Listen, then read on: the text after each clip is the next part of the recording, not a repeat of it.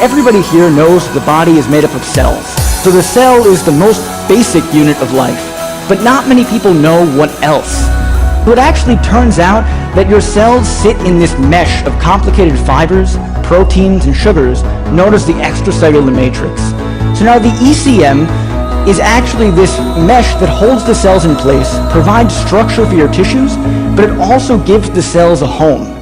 It allows them to feel what they're doing, where they are, and tells them how to act and how to behave. And it actually turns out that the extracellular matrix is different from every single part of the body. So the ECM in my skin is different than the ECM in my liver, and the ECM in different parts of the same organ actually vary. So it's very difficult to be able to have a product that'll react to the local extracellular matrix, which is exactly what we're trying to do. So now, for example, think of the rainforest. You have the canopy, you have the understory, and you have the forest floor. Now, all of these parts of the forest are made up of different plants, and different animals call them home. So just like that, the extracellular matrix is incredibly diverse in 3 dimensions. On top of that, the extracellular matrix is responsible for all wound healing. So if you imagine cutting the body, you actually have to rebuild this very complex ECM in order to get it to form again. And a scar, in fact, is actually poorly formed extracellular matrix.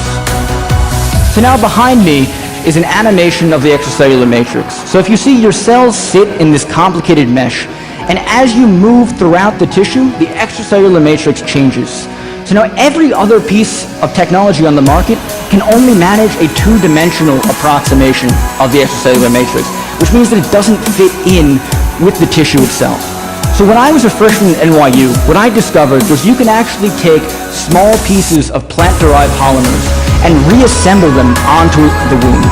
So if you have a bleeding wound like the one behind me, you can actually put our material onto this, and just like Lego blocks, it'll reassemble into the local tissue. So that means if you put it onto liver, it turns into something that looks like liver, and if you put it onto skin, it turns into something that looks just like skin. So when you put the gel on, it actually reassembles into this local tissue. So now, this has a whole bunch of applications, but basically the idea is wherever you put this product, you're able to reassemble into it immediately. Now this is a simulated arterial bleed, blood warning, at twice human artery pressure. So now this type of bleed is incredibly traumatic, and like I said before, would actually take 5 minutes or more with pressure to be able to stop. Now in the time that it takes me to introduce the bleed itself, our material is able to stop that bleed. And it's because it actually goes on and works with the body to heal. So it reassembles into this piece of meat, and then the blood actually recognizes that that's happening and produces fibrin, producing a very fast clot in less than 10 seconds.